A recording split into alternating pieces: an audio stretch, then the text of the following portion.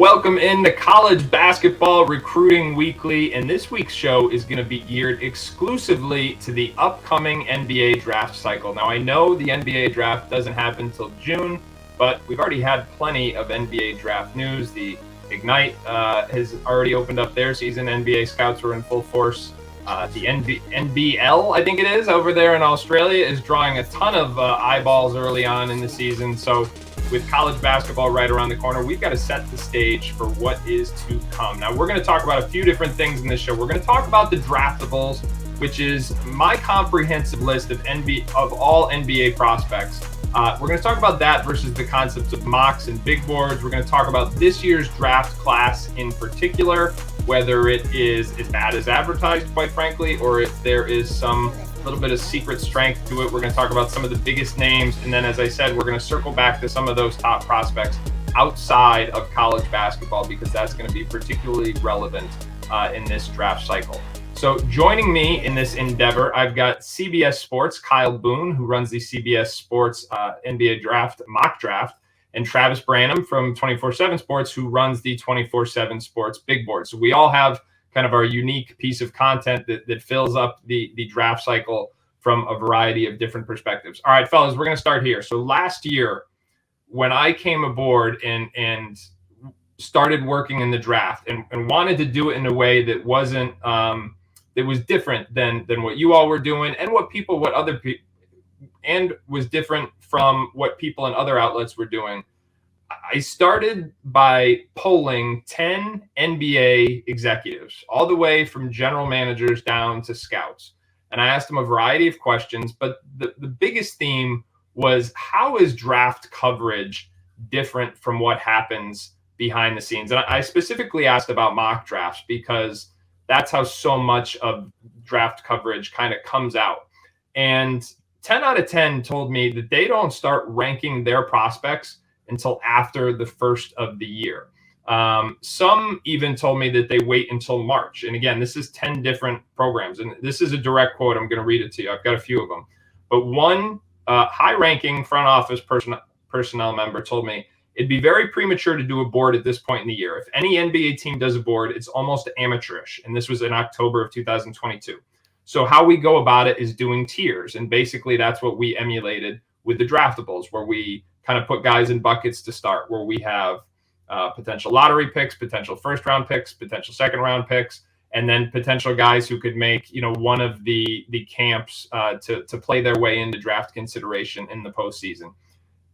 That list is very fluid, and it gets to be very fluid. It gets to be even more fluid over the course of the year. You guys are doing your big boards and your mock drafts, and so I just want to talk about I want to start from here. Why the purpose of each initiative? Because I think we've got everybody covered along kind of the gamut of what you could be interested in. So Boone, I'm going to start with you because I think you've already had 2 mock drafts out. I think I mocked you on Twitter for it. But like, absolutely. What is the rationale for doing a mock? When was it? When did it come out? Like the night after the draft? Oh yeah. Sometime in July. And I think I've done a separate one since then. So okay. So, and I mean, I know the answer, but like, what's the rationale for doing a mock that early? Because every outlet does it. Yeah. So first of all, I would say the obvious answer, which is that it is my job. People love to click on mock drafts. They love to see where players are projected. They love to see which player is my team going to get next year. It's the excitement of the unknown, right? So that I think drives a lot of attention. It drives a lot of interest. And as a result, if there's interest, I think our bosses are happy whenever we feed the beast, so to speak. And so, yeah, I think there's a work concept that, of course, there's going to be interest. Of course, I would be glad to fill that interest, to fill that void. And projecting, doing that with mocks, doing that with big boards is an easy way to do that. And I think for me personally, as an evaluator, it's a good exercise for me because each time I'm going through this, I'm thinking, okay, where do I have Justin Edwards? Where do I have Izan Amansa? What what positions am I projecting where. So it gives me a good idea not only of where do I have prospects, but also which prospects am I matching up with which team. Which positions do I project as strengths in a class versus weaknesses? How do I see kind of the college prospects, the non-college prospects, everything kind of shifting into place over the next few months? It's a good exercise for me. And I will just add on top of that, Fink, you talked to an executive who said it's kind of amateurish. That's actually not from a media outlet, but for an NBA team to have a board, to be clear. Of course, yes. However, I would consider myself an amateur. That may be my middle name. And so going along with that theme, I feel like I just have to play into that. So it is more almost a benefit of me, and also the fact that readers just eat this stuff up. And I think it's really entertaining just in general, content-wise. I think that's the general gist of it, is it's a reflection of what the readers want. But Trav, I will give you an opportunity to add to that or give your own perspective, because I know your first big board is coming out in just about 2 weeks. Yeah. To be honest with you, what's different between us and especially with an NBA team and producing a big board so early on is we frankly are way more familiar with the majority of these kids entering the season. NBA teams are able to go into high school gyms only a handful of times throughout the entire year. And should say, in those gaps in between those events, they're not really following the high school space like we are. We are out nearly 2-3 times a month, seeing these kids, following them, majority of them from the time that they're freshmen. So we've laid the foundation of the evaluations from an early age and watched their trajectory and watched how they've developed over 4 years entering college. So we have a bit of a leg up in that regard, just how much we have seen them. I would say we have a bit of a long head start on the information process as well. So when it comes to producing that big board, yes, it's already premature. Like the fact that I'm coming out with one on October 17th, I believe is the day. So put that on your calendars. But as I'm already brainstorming and trying to gather the intel, this is the hardest draft class I think I've ever had to come across in terms of ranking. The talent gap is so minute. It's so small and narrow. I want to start at the 15th pick. Can we do that? Can we just forfeit the first 14? And we can get into that here throughout the show of we really are going to have to adjust our perspective on this draft class. Not all number one draft picks are created equal, and we have to have an understanding of that going into this draft class. But anyway, just and all that to say is we have a bit of a leg up and a head start in terms of what these NBA teams are going to be trying to accomplish over the next 3 months. They're just now getting out into practices, going to be going to these pro days, gathering all this information that, frankly, we, again, have had a bit of a head start on for over 4 years. So that's kind of the reason for why we produce it so early on here at 24/7 Sports. I think that's spot on. And I think just to, I'm trying to imagine what a viewer might be thinking as they're watching this. They're saying, well, wait a minute, the NBA scouts can go to the various events now. They can see more than ever before. And that's true. But Trav, you and I both know, like, it's not like they're going in with a whole lot of context. I mean, we are at like the very first stages of, oh, who's that guy? It's like, yeah, that's Ron Holland. It's like they call you that's before not an every exaggeration. Event. I mean, like, no, that's literally where we're at. So, and I think your point about this being the reason why I think this is relevant this year in particular is to piggyback off of what your point was, is like this class is weak. I'll say it. Like it's a weak class. That doesn't mean that there aren't going to be some prospects that emerge or players that hit later on. But right now, this projects as a very weak class.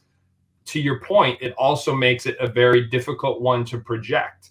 And history is ripe with examples of prospects that were slated to be, this time of year or after, Legends Classic or something, and they have a good game, and all of a sudden, like, Trevor Keels is going to be a lottery pick, and he gets kind of stuck to that evaluation. And there's so many guys like this. In fact, I'm gonna read to you another quote I had from last year. And again, this is from a different but another high-ranking NBA executive. He said to me, and again, this is a year ago. He said, let's be honest. Nobody had Jalen Williams in the top 30 at this time last year.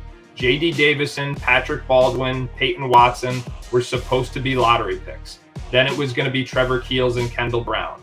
That stuff was all premature. Now, whether or not I see that Trav's got a slight smile, and I hear him saying they weren't lottery picks on my board. But my thought here is that this year in particular, kind of projecting, like Boone, I think you had like Stephen Castle in your top 5, right? Mm-hmm. And that's like, you're going to like him more than others. You're taking a flyer on him, but it's going to be a scenario. I feel like all of this should come with a caveat where like, hey, kids, don't make draft decisions based on what we're doing here. I mean, like Boone, you said it. It's like, I mean, I wouldn't have called you an amateur. I know how hard you work at it, but it's like this. Don't take this to the bank. Don't base your NBA stock on it, please. And I feel like all of this stuff should be done with that caveat, especially this year. Either of you have anything to add to that before we start talking about this year in particular? Yeah, I'll just add that on Castle specifically, if you want to talk about kind of projecting ahead and maybe thinking outside the box, doing exercises this early, like the big board, like the mock draft. For me personally, like during my process, when I'm trying to evaluate prospects, when I'm trying to project prospects, it's good for me to not only put pen to paper, it's good to go through the exercise. It's good to feel like, okay, I have a pretty good idea of what this class looks like. It's actually better for me when I look back in 6 months and say, hey, why in the world did I have Izan Almansa top 10 on my board? Or why did I have Stephen Castle number 5? So putting it down now and knowing where my headspace was, and then in 6 months saying, okay, I got this right because Tyrese Proctor, he had the size, he had the opportunity, he had the playmaking. Like that was a hit. I was right on that. Or thinking, well, Tyrese Proctor had a great situation, but maybe he's not the shooter that I thought he was going to develop into.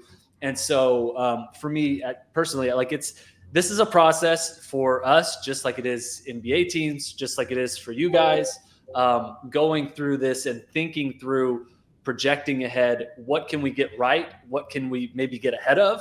And what are we going to be wrong about? And being kind of flexible during that process. For me, I think is most important because I have had a tendency to be kind of strong-headed and, okay, this guy, I know he's going to be a top 10 pick. Kendall Brown, for example, I was still on him. Were you a Kendall Brown guy?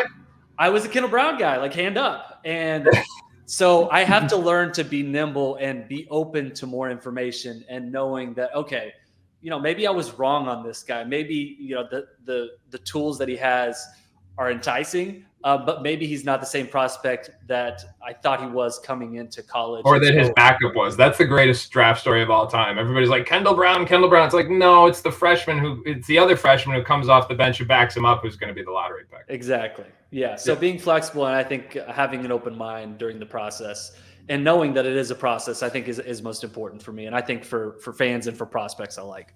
All right. I love it. I'll just piggyback on that real quick. You have to understand evaluating is fluid. No matter the time frame, whether they're in high school up to now and as we're going to be watching throughout the year, we have to keep watching these prospects and the trajectory, what we're going to be projecting them as. There's a lot of different variables that can come into play throughout the season on why kids develop or why they don't develop and how that fluctuates. And you can't be fixated on a previous opinion and kind of have that set into stone. That's where a lot of evaluators go wrong is you make an opinion, make a strong stand early on, and you just aren't going to budge on it.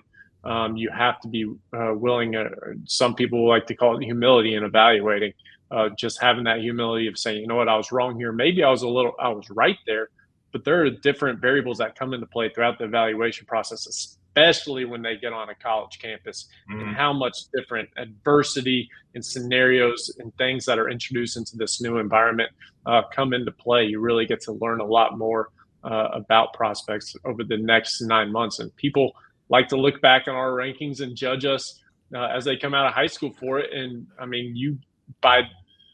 we are frankly handcuffed in that regard of our evaluation comes to an end when they graduate high school. Right. we don't get this extra year of evaluation. So people get to see what these kids do in college and all these different scenarios and look back. But again, evaluating is just fluid. So let me ask you this. How bad is this draft class? Trav, go ahead. How bad is it? To be honest, it's arguably the worst we have seen. I'm trying to think back to the Nerlens Noel year, which was the 2013 draft class, if I remember correctly. So we're looking at the worst in a decade.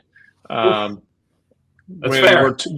When we're talking about the number one prospect, the number one pick in this year's class, as of this moment, what we're projecting more than likely is a long-term role player, probably a starter who plays good minutes at the NBA level and can contribute to winning. But we are not talking about a franchise player like you talk about, especially over the last 4 draft classes with Victor Wembanyama last year, guys like Anthony Edwards, Jalen Green, even Evan Mobley. There's so many different guys where you look at 1 through 5.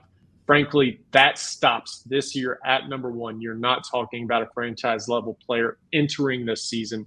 We are solely going to be looking at who projects to be the safest long-term player that can contribute as a role guy at the NBA level. Okay, so what I'm hearing you say is de-emphasize high upside prospects and increased emphasis on high floor prospects in this class. Is that a fair interpretation? 100%. All right. Because the high upside sorry, I was just going to say the high upside prospects that we're going to be looking at, there's a lot of glaring weaknesses in their game, in the track record. As you look back again, as we've watched these kids throughout 4 years of high school, the track record doesn't elevate their floor to a place where it's like, yeah, I'm willing to bet on this kid fulfilling his ultimate upside at this point. You know what cracks me up about this, and Boone, I'm coming to you next, but like people talk about, like you said, we'll get crushed for rankings, whether it's high school or whatever. The NBA guys get it wrong all the time, and they're spending millions. Like you talked about 2013. Anthony Bennett, top pick in that draft. Then it was Victor Oladipo at 2, solid pick. Otto Porto at 3, Cody Zeller at 4, Alex Len at 5. Yikes. You know who was 15? Giannis Antetokounmpo. And it's like 14 teams passed on a generational dude.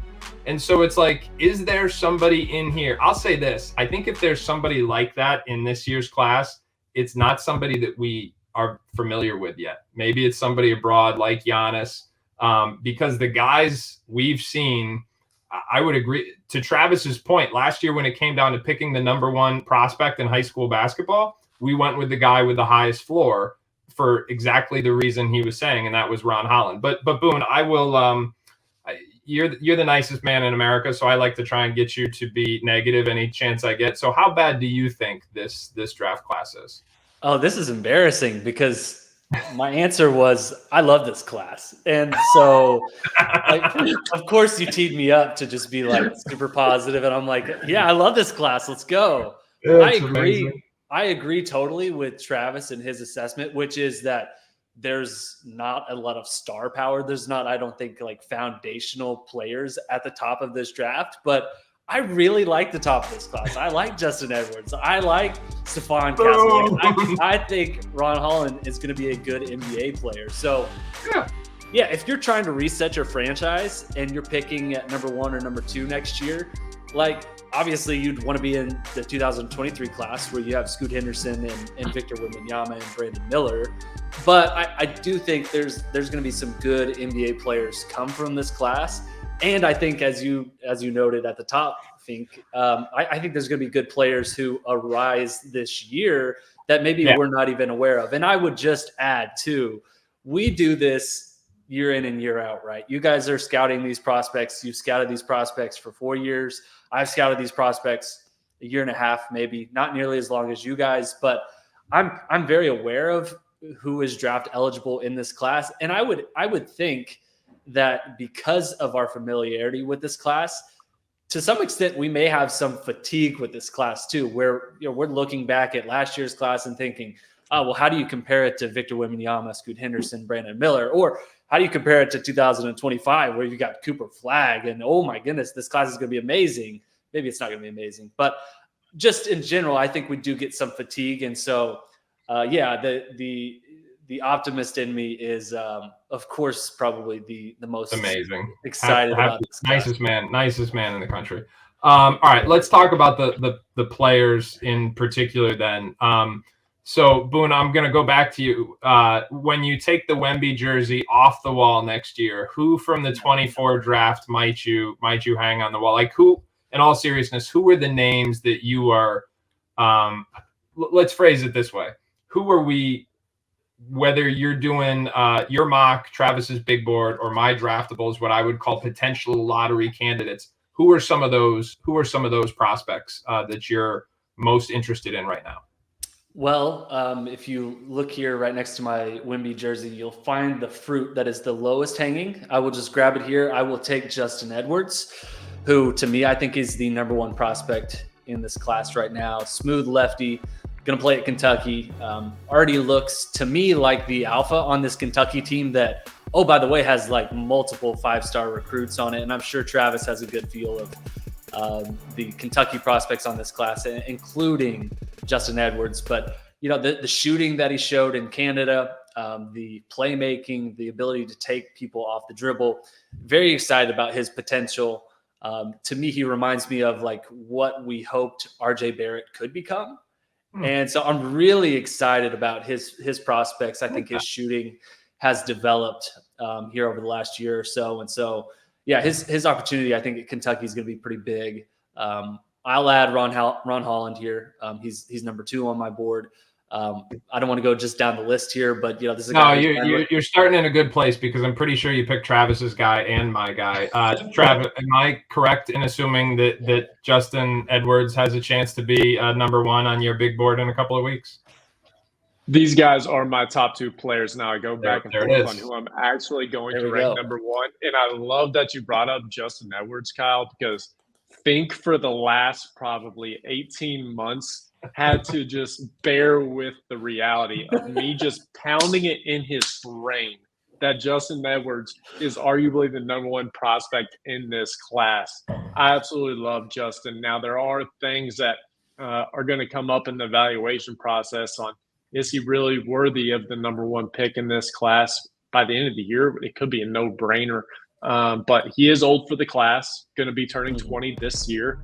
He's got a slender frame, not very long, but he's extremely skilled. He is tough. He has a bit of an alpha mentality. And while people have seen the 3-level scoring, I've seen something about him that has always just kind of infatuated me about him, is his ability to kind of fluidly adjust how he plays throughout a game, depending on the scenario you see him in.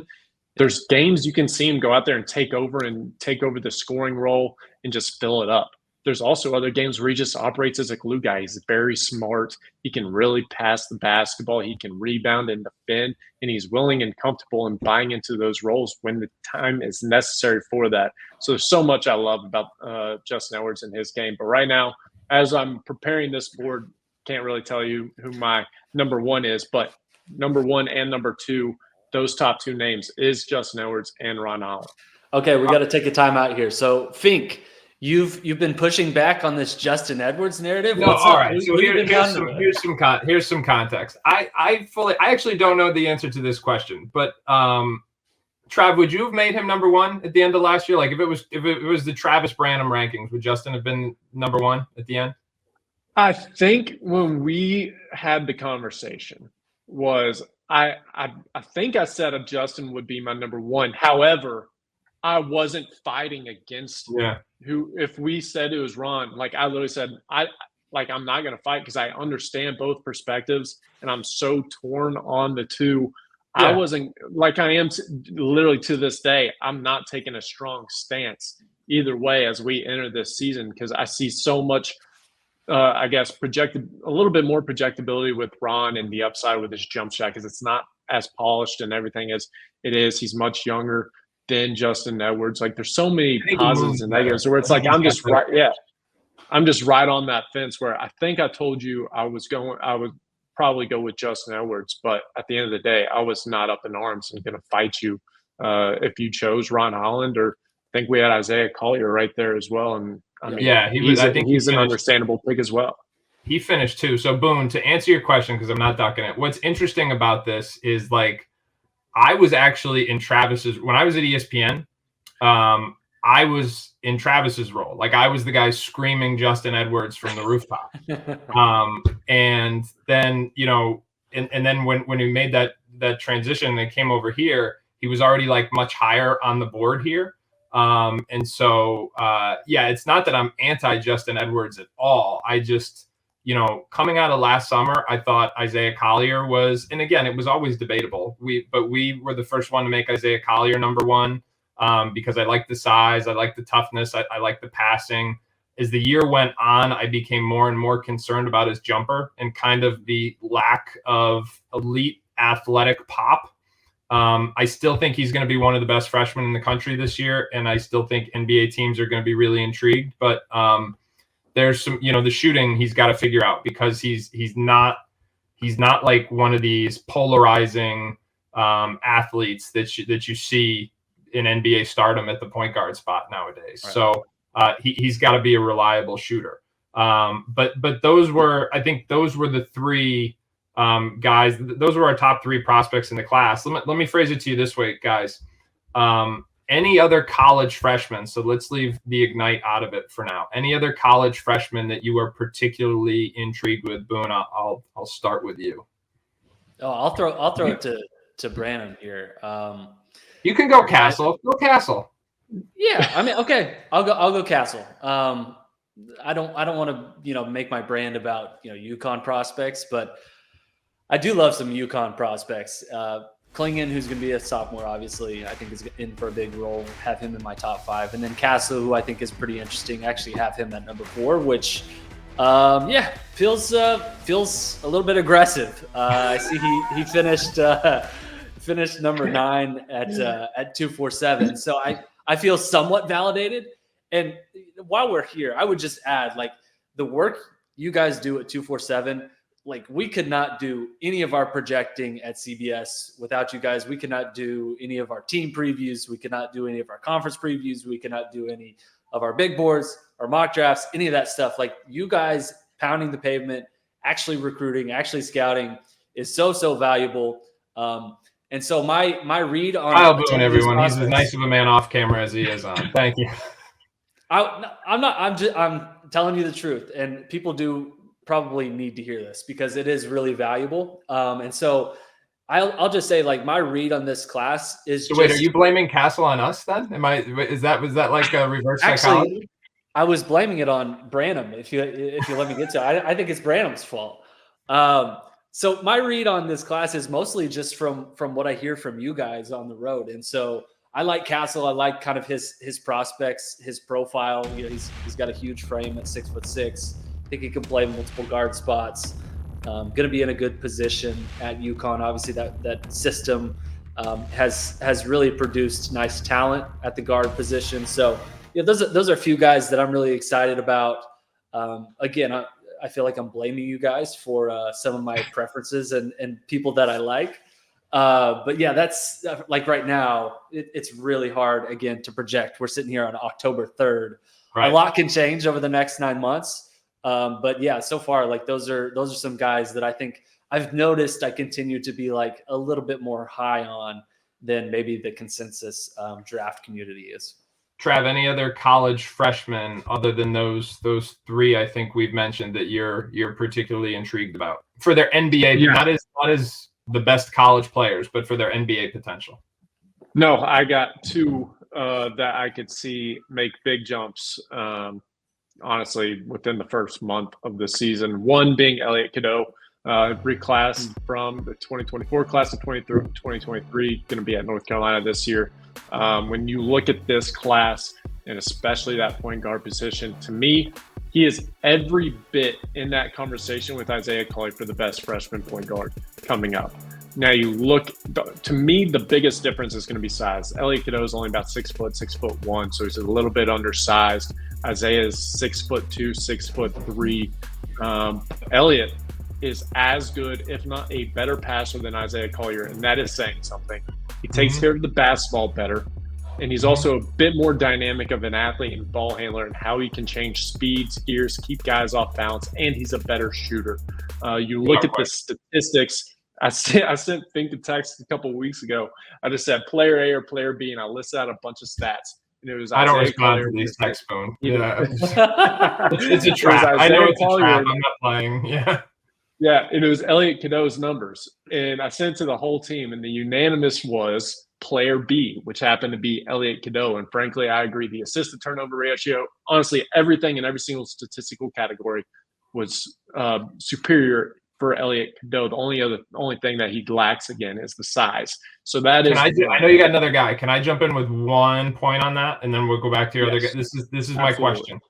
There is a big track record of reclassified players and point guards in particular that have failed to live up to those expectations. Now, I know he was always older for the class, and he got there in time to do summer school and stuff like that. So theoretically, he shouldn't be that far behind. But that's something that's impacted my line of thinking around him, just looking at the point guards who have reclassed and had it not work out for – I mean, there's a pattern there. So and that's not specific to Elliot. I don't have a knock on Elliot. I agree with basically everything you just said, but it's a very interesting trend that's pretty clear by the data. So I'm very curious to see if he breaks that trend or not.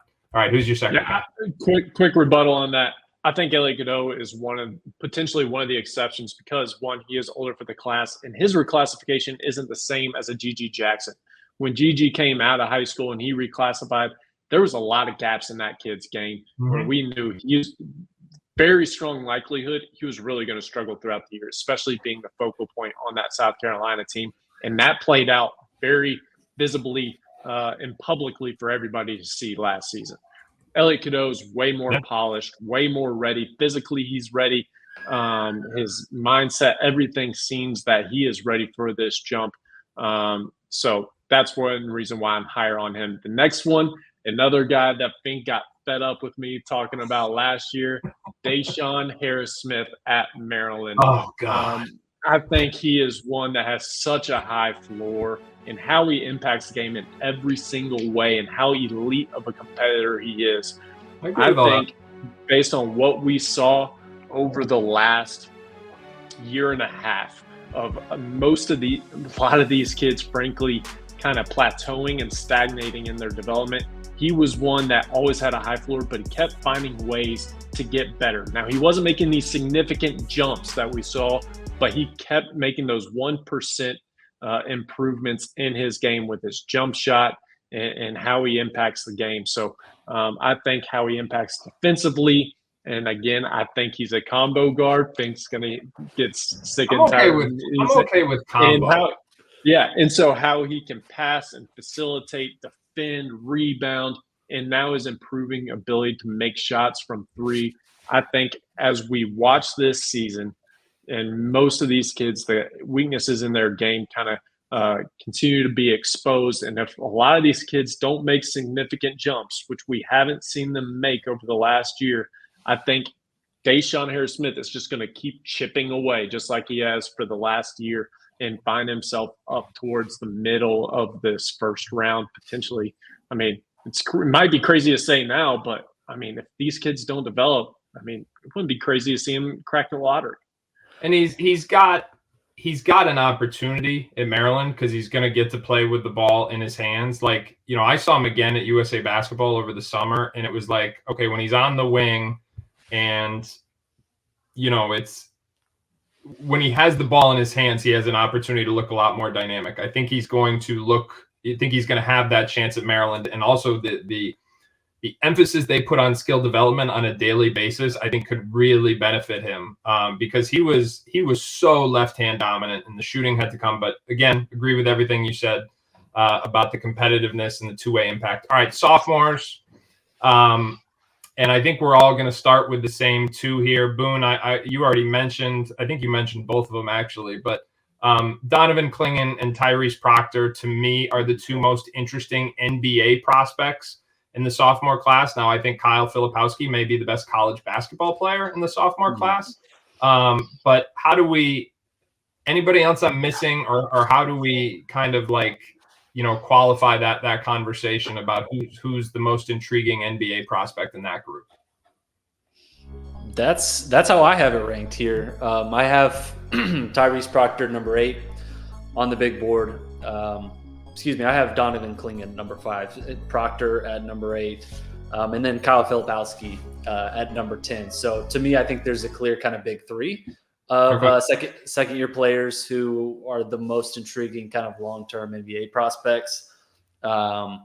There's some other guys like Terrence Arsenault from Houston, who I think is pretty interesting. He's a guy the who came draft community loved that dude last year. Like like everybody was talking about how stupid us high school evaluators were, and he was going to be one and done, and this and that. And I was like, and I'm like questioning myself. I'm like, man, did we miss on this guy? And then he was kind of exactly what we projected, but. Yeah. So he's pretty interesting to me.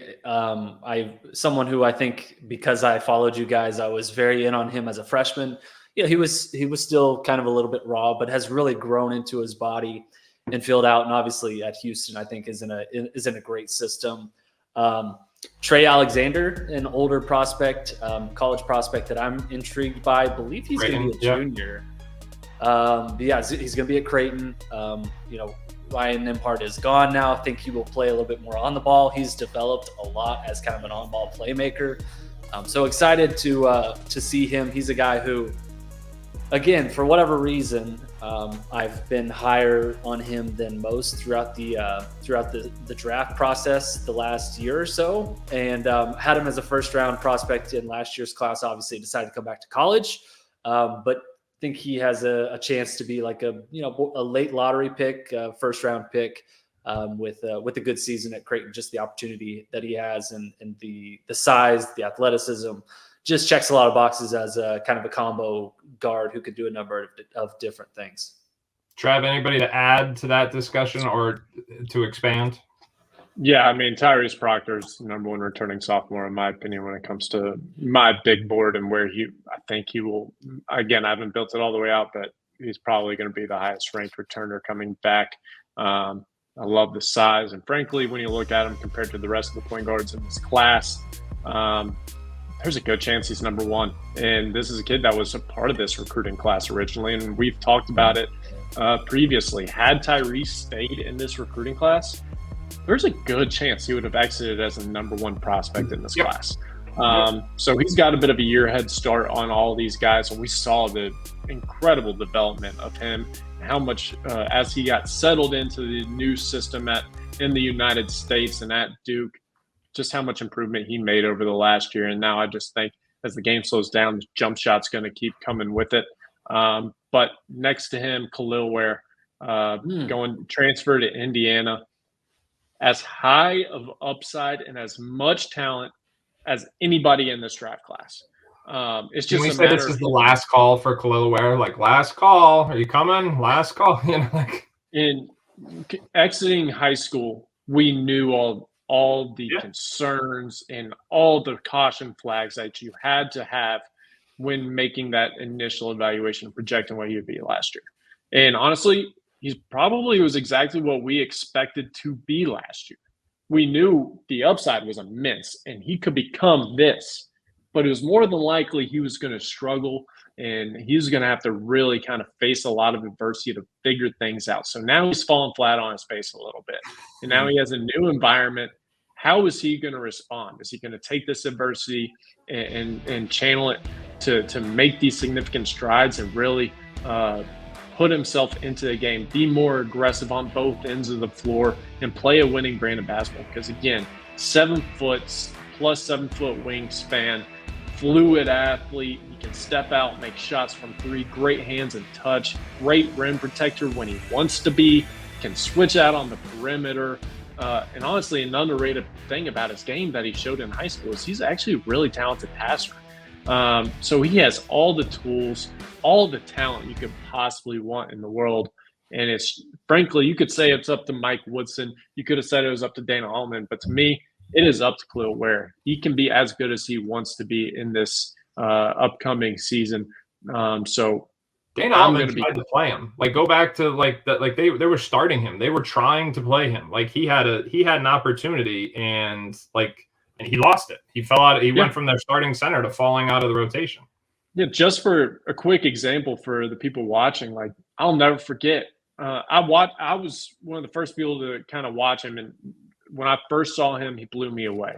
Way he impacted the game in various ways, but then the next time you go watch him, barely you wouldn't even know he's out on the court, except he's 7 foot with a 7 foot whatever wingspan.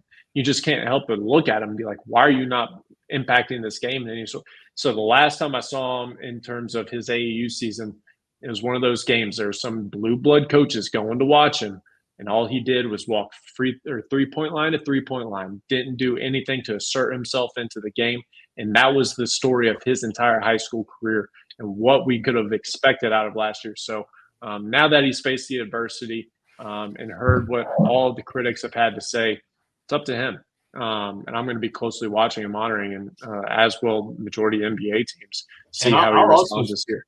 He's going to get pushed at Indiana too, because if he does the same thing he does last year, Indiana's going to be like, all right, Malik Renaud, let's go. And the the transfers, they got options. Like, they don't have to play Kalal Ware, which I think is really fascinating. All right, last thing I want to ask you guys about last year's NBA draft.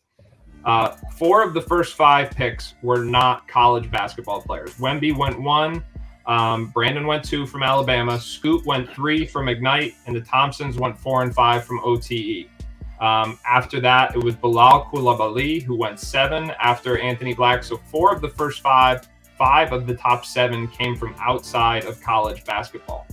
My own opinion, hypothesis at this point, is that this could be another draft where we're going to see a lot of players from outside college basketball be picked. We've already talked about Ron Holland with Ignite. The other player is Modest Buzelis, and to be sure, there's more than 2 guys of interest at Ignite. We're going to have more on them on another show.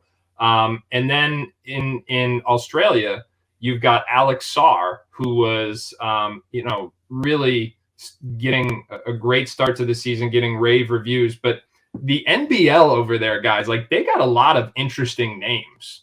I don't mean to, Boone, I don't mean to put you on the spot, but I mean, they've got names that, like, fans from the U.S. are going to be familiar with. Sarr may not be the norm, but you've got, Trenton Flowers over there. You got A.J. Johnson. You've got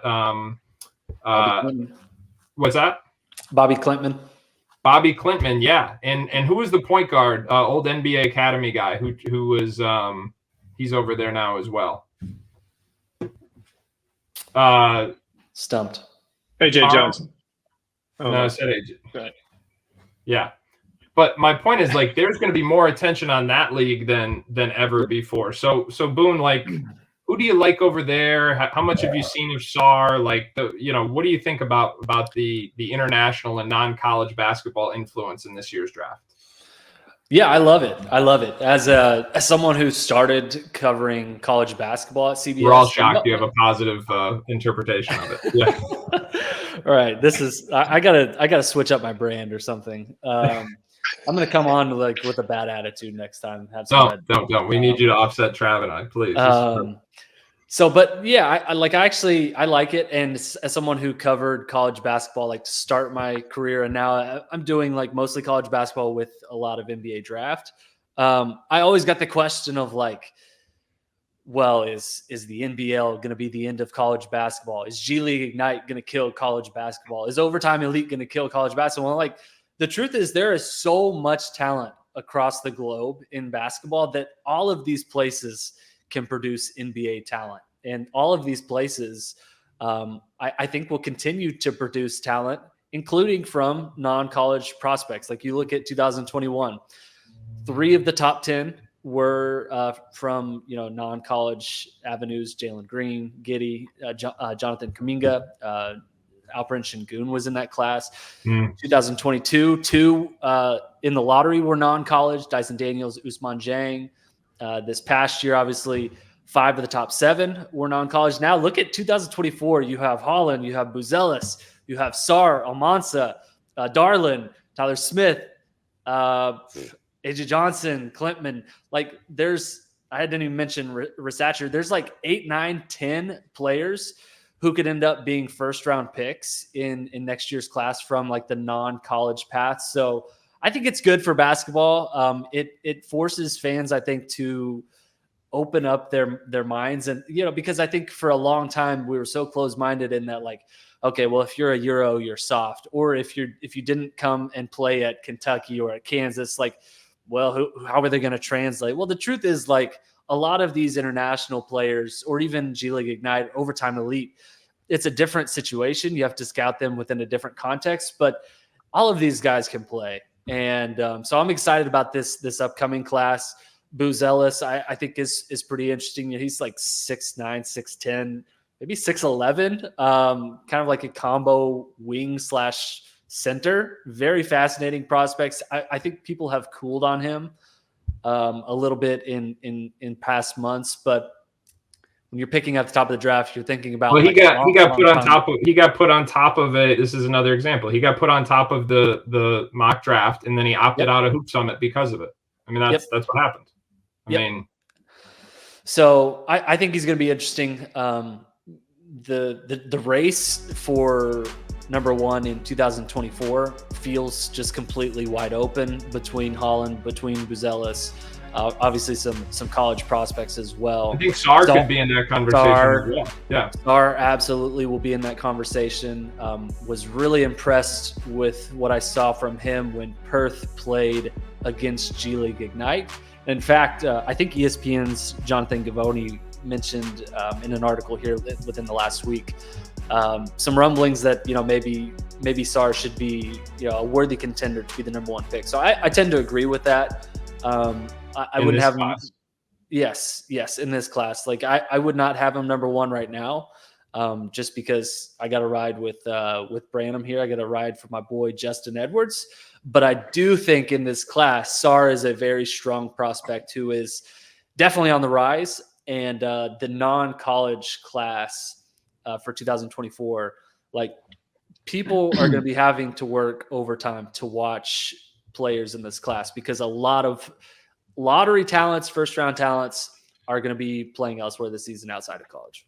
All right, I got to wrap this up quick, but Taron Armstrong was the point guard who's also over there that is of interest. He was on my draftable board last year. Trav, I'm going to end with you, and I don't know if you saw these games, but A.J. Johnson and Trenton Flowers, they struggled to start their international experience. Trenton Flowers started to play the point. I think that lasted a game and a half because he got ripped several times, and from what I've heard, it was fairly frustrating for people watching.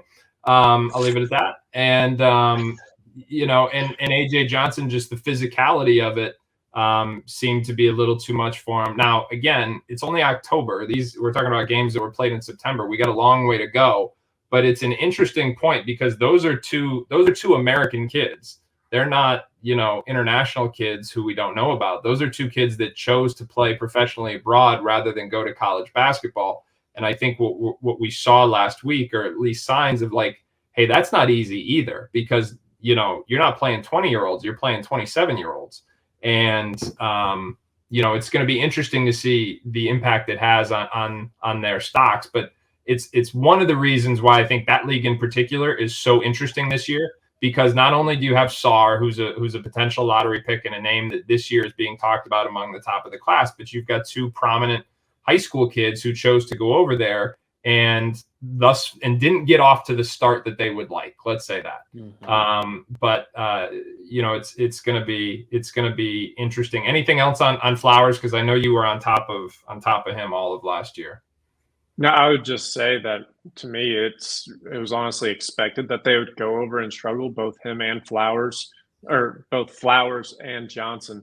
Having watched them again for the last 2-3 years, they're exiting high school in a similar development state in terms of immensely talented, but a lot of areas in their game that they had to address and develop and improve on with their habits on the court.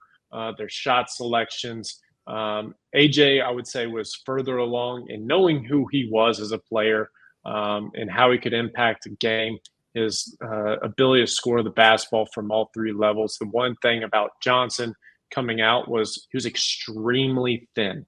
And we knew he was going to need time to really compete at a level like that, and also just continue to develop his efficiency. Wasn't always the most efficient and consistent players in high school, but the talent's all there, and he's a really intriguing long-term prospect. And he's been, I would say, even though he struggled his senior year, if you watched him, even though he struggled, there was a lot of small areas in his game that he was making adjustments and improving in, specifically on the defensive end of the floor. Coming into his senior year, he was a non-defender, to be honest with you. But hold on, sorry. He was a non-defender entering his senior year, but he really started adjusting and kind of honed in on that end of the floor. Now, Flowers, he was one. He's never been a point guard. That was nonsense. No, he's not a point guard. Never was. It was nonsense. And so it's just a learning curve. When was that going to happen? And honestly, it's a positive that it happened this soon. He goes down there and it hits him in the face. All right, we're done with this. You're not a point guard.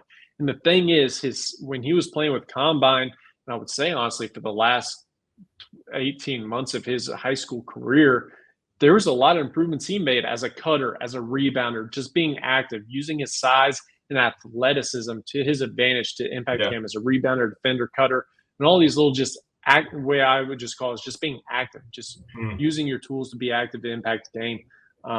And now it's time for him to just lean into that. You lean into that. Yes, and that's what's going to be my next point. Develop the jumper, be reliable shooting off the catch. You don't need to really make shots off the pool. That's going to be other people's jobs for the most part. Very rarely will that be called upon for you. Make shots off the catch, be a great defender, play with energy, compete, and start to learn, because that was one of the big things that was exposed with him was his lack of ability or lack of feel of rotating and knowing where he needs to be on defense. So start leaning into all those areas.